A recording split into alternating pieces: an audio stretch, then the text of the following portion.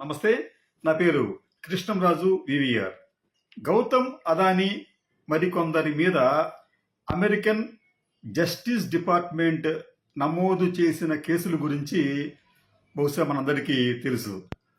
దీనికి ఎందుకు ఆంధ్రప్రదేశ్లో ప్రాధాన్యత ఏర్పడిందంటే, ఈ కేసుకు సంబంధించి అదానీ ఆంధ్రప్రదేశ్లో కొంతమంది రాజకీయ నాయకులకు పెద్ద ఎత్తున లంచాలు ఇచ్చారు అని కూడా అమెరికన్ జస్టిస్ డిపార్ట్మెంట్ తన అభియోగాల్లో పేర్కొంది. అయితే ఒక్క ఆంధ్రప్రదేశే కాదు, మరో 3 రాష్ట్రాల రాజకీయ నాయకులకు, అంటే రాజకీయ నాయకులు అనే మాట వాళ్ళు వాడలేదు, వాళ్ళు అఫీషియల్స్ అని చెప్పన్నారు. ఈ 4 రాష్ట్రాల అఫీషియల్స్కి గౌతమ్ అదానీ మన సౌర విద్యుత్తును అమ్ముకోవడం కోసం అని చెప్పి లంచాలు ఇచ్చారు అన్నది అమెరికన్ డిపార్ట్మెంట్ ఆఫ్ జస్టిస్ వారి అభియోగాలు. అయితే దీనికి సంబంధించి చంద్రబాబు నాయుడు గారు అయితే కొద్ది రోజుల క్రితమే అదానీ కేసులో జగన్ లడ్డూలా దొరికాడు అని చెప్పి చాలా ఆనందంగా ఒక ప్రకటన చేశారు. నిజానికి ఆ స్థాయి నాయకుడు అటువంటి ప్రకటన చేయటం కొంత ఆయన తన హోదాన్ని తగ్గించుకున్నట్లుగానే ఉంది. ఎందుకంటే ఒకవైపు ఇదే కేసుకు సంబంధించి జగన్మోహన్ రెడ్డి న్యాయస్థానానికి వెళ్ళి కొన్ని మీడియా సంస్థల మీద కూడా ఆయన పరువు నష్టం దావా వేశారు.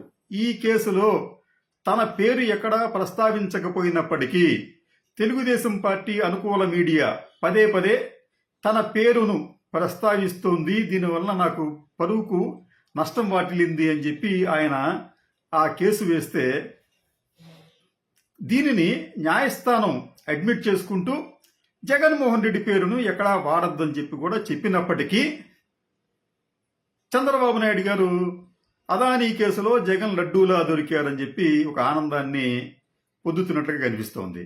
అయితే తాజాగా జనవరి 7వ తేదీన జరిగిన పరిణామం ఏమిటంటే, అమెరికన్ కాంగ్రెస్కు చెందిన హౌస్ ఆఫ్ రిప్రజెంటేటివ్ ప్రతినిధి ఆయన లాన్స్ గుడెన్, ఆయన ఈ అమెరికన్ జస్టిస్ డిపార్ట్మెంట్కి ఒక 3 పేజీల లేఖ రాస్తూ ఆ అమెరికన్ డిపార్ట్మెంట్ ఆఫ్ జస్టిస్ మీద ఆయన పలు అభియోగాలు మోపారు.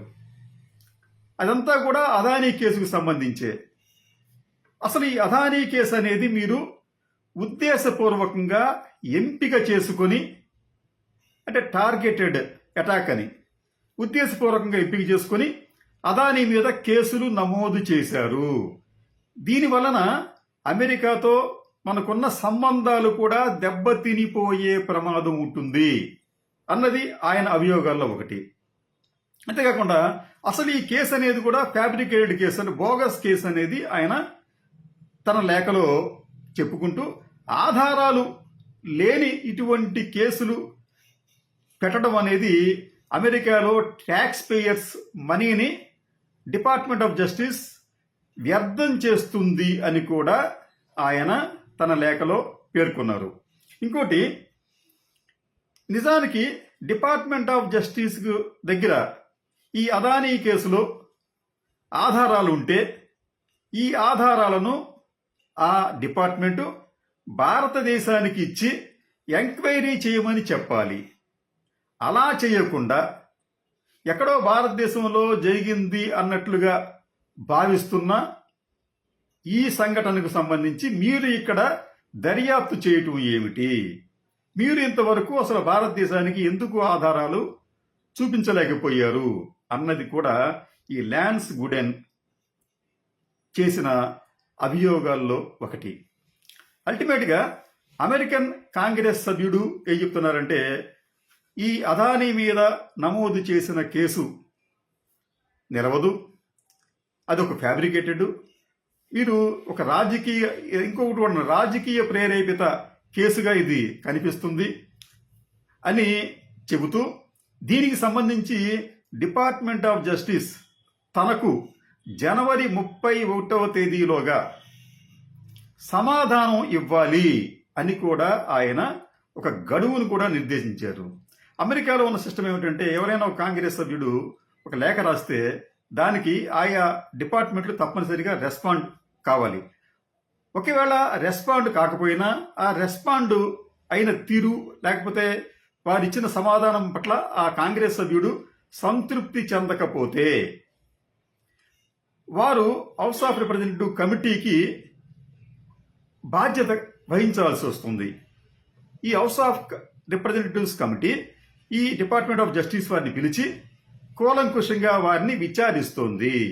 కాబట్టి ఈ రోజున ఒక రకం చెప్పాలంటే అమెరికన్ డిపార్ట్మెంట్ ఆఫ్ జస్టిస్ అత్యుత్సాహానికి పోయి ఈ కేసులో అనవసరంగా ఇన్వాల్వ్ అయ్యిందేమోనన్న భావన కూడా కలుగుతోంది.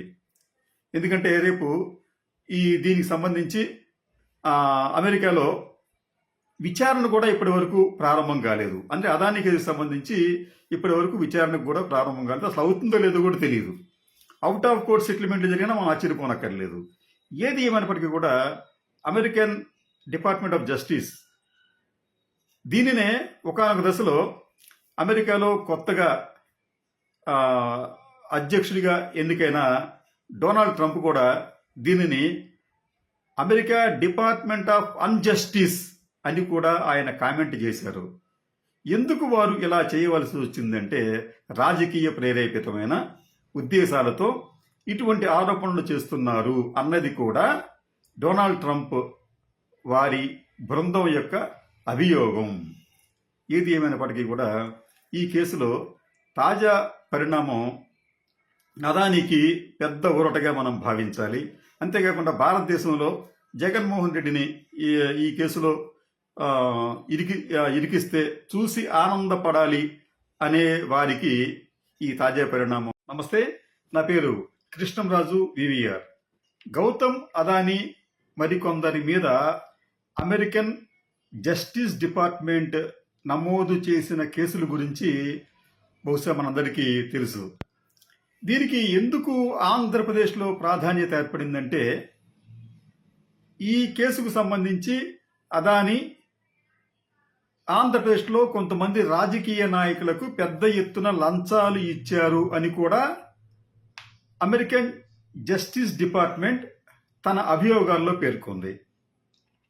అయితే ఒక్క ఆంధ్రప్రదేశే కాదు, మరో 3 రాష్ట్రాల రాజకీయ నాయకులకు, అంటే రాజకీయ నాయకులు అనే మాట వాళ్ళు వాడలేదు, వాళ్ళు అఫీషియల్స్ అని చెప్పన్నారు. ఈ 4 రాష్ట్రాల అఫీషియల్స్కి గౌతమ్ అదానీ మన సౌర విద్యుత్తును అమ్ముకోవడం కోసం అని చెప్పి లంచాలు ఇచ్చారు అన్నది అమెరికన్ డిపార్ట్మెంట్ ఆఫ్ జస్టిస్ వారి అభియోగాలు. అయితే దీనికి సంబంధించి చంద్రబాబు నాయుడు గారు అయితే కొద్ది రోజుల క్రితమే అదానీ కేసులో జగన్ లడ్డూలా దొరికాడు అని చెప్పి చాలా ఆనందంగా ఒక ప్రకటన చేశారు. నిజానికి ఆ స్థాయి నాయకుడు అటువంటి ప్రకటన చేయటం కొంత ఆయన తన హోదాన్ని తగ్గించుకున్నట్లుగానే ఉంది. ఎందుకంటే